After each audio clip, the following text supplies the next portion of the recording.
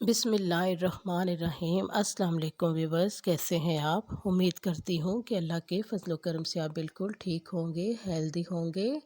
तो आज मैं आपके साथ शेयर करने जा रही हूँ मैकडोनल्ड स्टाइल फिंगर चिप्स की रेसिपी। तो रेसिपी शेयर करने से पहले आपसे रिक्वेस्ट है कि आप एफबी कुकिंग चैनल को सब्सक्राइब कीजिए, लाइक कीजिए और बेल आइकन के बटन को प्रेस करना मत भूलिए। तो चलिए आज ये रेसिपी मैं आपके साथ शेयर करूंगी। स्टार्ट करते हैं। सबसे पहले हमें यहाँ पे लंबे साइज़ के अच्छे वाले आलू चाहिए।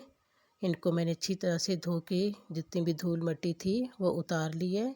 कुछ इस तरह से लंबाई वाले आपको चाहिए, क्योंकि मैकडोनल्ड्स फिंगर चिप्स के लिए लंबाई वाले आलू जो है, लंबे आलू वही बेस्ट होते हैं। तो इनको मैं पील ऑफ कर लूँगी। साथ ही में मैंने एक बर्तन में पानी डाल के रख लिया है। जब भी आपने आलू को पील ऑफ करके रखना होता है तो उसको पानी में डाल दिया करें, ताकि ये इनका कलर चेंज ना हो। तो चलिए अब इसको मैं स्लाइसिस में काट लेती हूँ। यहाँ पे 1/2 इंच के स्लाइसिस में कट करूँगी कुछ इस तरह से, और साथ में पानी में डालती जाऊँगी। पानी में डालना बहुत ज़रूरी है, वरना ये काले पड़ जाएंगे।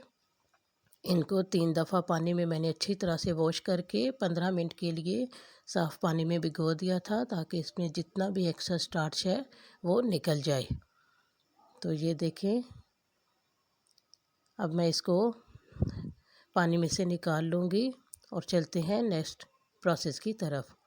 तो यहाँ पे मैंने फ्लेम ऑन करके पैन में पानी डाल दिया था।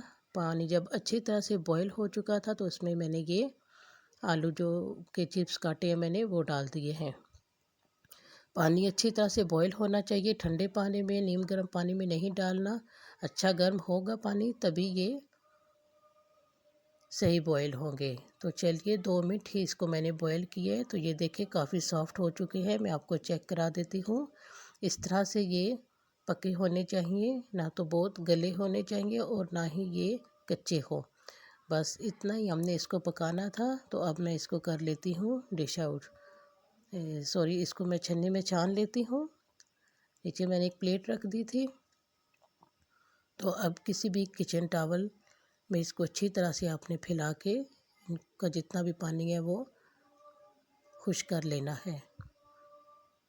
आप चाहें तो धूप में भी रख सकते हैं। मकसद सिर्फ ये है कि इसका पानी जो है वो ड्राई होना चाहिए। तो ये लीजिए, सारा पानी इसका हमने ड्राई कर लिया है। इसको मैं डाल देती हूँ साफ़ बर्तन में। तो यहाँ पे पैन में ऑयल गरम कर लिया था। अब इसको मैं सेमी फ्राई करूँगी। हमने क्रिस्पी नहीं करना, ना ही कोई कलर लेके आना है। बस 1-2 मिनट के लिए इसको मैंने फ्राई करना है। ये देखें, 1 मिनट फ्राई करने के बाद मैं इसको निकाल लूँगी। इस स्टेज पर अगर आप चाहें तो इनको स्टोर कर सकते हैं, किसी भी एयर टाइट कंटेनर में डाल के ज़िप लॉक बैग में डाल के आप इनको 2-3 माह के लिए स्टोर कर सकते हैं। तो ये आसानी से स्टोर हो जाते हैं। अगर लोड शेडिंग का प्रॉब्लम रहता है तो ये 1 माह के लिए आप स्टोर करके रख सकते हैं, तो बेस्ट रहेंगे। यहाँ पे देखिए, ये मैंने दोबारा इसको 1 मिनट के लिए मैं फ्राई करूँगी और फिर इसको भी निकाल लूँगी।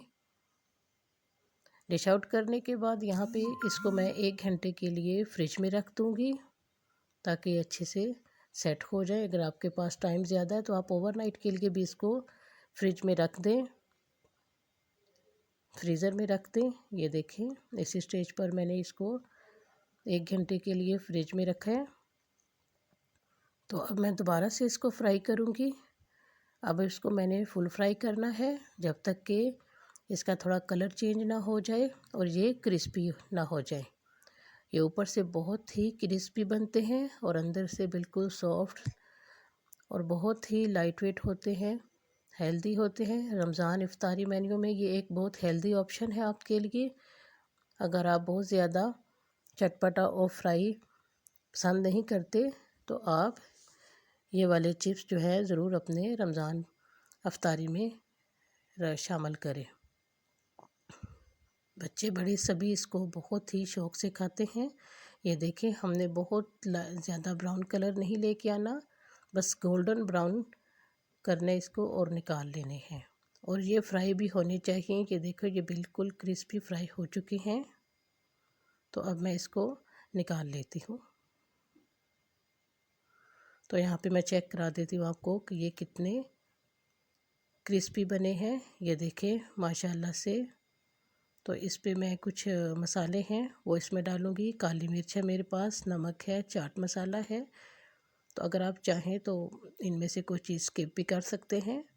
तो मैं यहाँ पे एक चुटकी नमक, एक चुटकी काली मिर्च और एक चुटकी जो है वो चाट मसाला ऐड करूँगी। मैक्रोनी फिंगर फ्राइज चिप्स जो होते हैं वो ज़्यादा चटपटे मसालेदार नहीं होते, इसीलिए बहुत लाइक किए जाते हैं। ये देखिए। तो आप अपने टेस्ट के हिसाब से जिस तरह चाहे इसको चटपटा कर सकते हैं। तो यहाँ पे मैं इसको ऐसे मिक्स करूँगी ताकि इसके जितना भी मैंने मसाला ऐड किया है हर जगह पे सेट हो जाए। तो चलिए, ये मैं अपने बेटे के लिए बनाए थे मैंने। तो यहाँ पे मैं इस बास्केट में उसको अच्छी तरह से सेट करके देती हूँ। इससे बच्चे क्या होते हैं कि खुश होकर खा लेते हैं। तो मैंने इसी में इसको सेट करके देने हैं ताकि वो खुश होकर खा ले। कुछ मैं प्लेट में रख दूँगी। ये देखें माशाल्लाह से। अगर प्रेजेंटेशन अच्छी हो तो बच्चे कोई भी चीज़ जो है वो खुश होकर खा लेते हैं। ये देखें माशाल्लाह से, लुक देखें इसकी आप, कितने टेस्टी और क्रिस्पी ये बने हैं। तो व्यूअर्स, आपको मेरी ये रेसिपी कैसी लगी कमेंट सेक्शन में ज़रूर बताइएगा। तब तक दे मुझे इजाज़त। अल्लाह हाफिज़।